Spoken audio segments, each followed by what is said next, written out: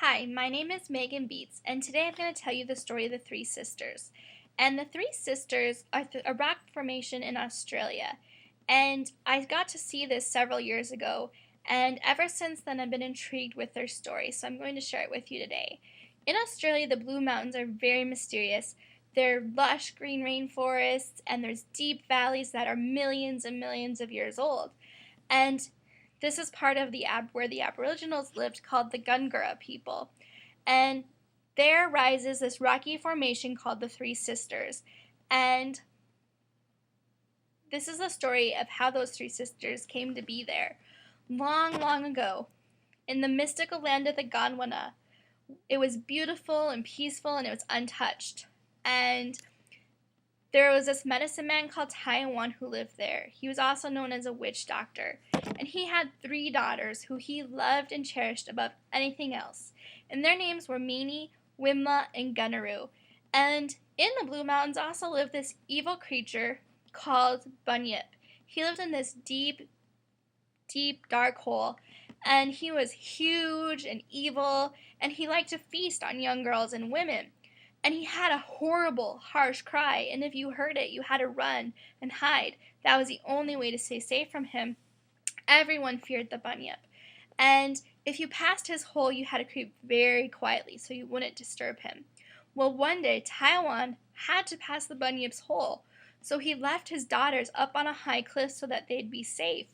And he was waving goodbye to his daughters as he was descending down the steps of the cliff towards the path where the Bunyip lived. And while the girls were up on the cliff waiting, they were talking and laughing and playing games when all of a sudden a large centipede came out of nowhere and startled them. And Meanie screamed, and so she grabbed this big rock and she threw it at the centipede. It missed the centipede and went rolling down the cliff, down the valley, and it kept picking up speed. And by the time it got to the forest floor, it made this huge crashing sound, and it startled the birds and the animals and even the fairies. Because right behind where the girls were, the cliff split open, and the girls were left on a thin, narrow ledge. Now, the Bunyip was disturbed by everything that had happened, and he woke up, and he came crawling through the crack in the cliff where the girls were just standing on the ledge, and his eyes grew with delight as he saw this wonderful feast before him. But Taiwan was down on the forest floor, and he was looking up at his daughters, and all he could see was the Bunyip starting to grab his daughters to feast on them. So he grabbed his magic bone and turned his daughters into stone. And the Bunyip got so mad he started to chase Taiwan for ruining his meal. And Taiwan got cornered on the top of a mountain. So he took his magic bone and he turned himself into a lyrebird. And then he flew down to safety. But in the meantime, he realized he lost his magic bone. The Bunyip got tired of everything, so he went back into his hole. But Taiwan, in the shape of a lyrebird, had to go down and search for his magic bone so that he could turn himself and his daughters back into Aboriginal people.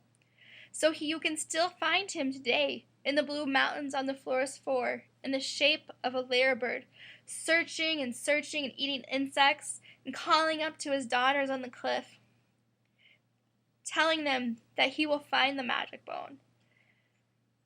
And the daughters look down, waiting and hoping that someday their father will find the magic bone and turn them back into the Aboriginal girls that they once were. This is my story of the Three Sisters. I hope that you enjoyed it, and if you ever go to Australia and you get a chance to go to the Blue Mountains, I hope you get to see the Three Sisters. Thank you.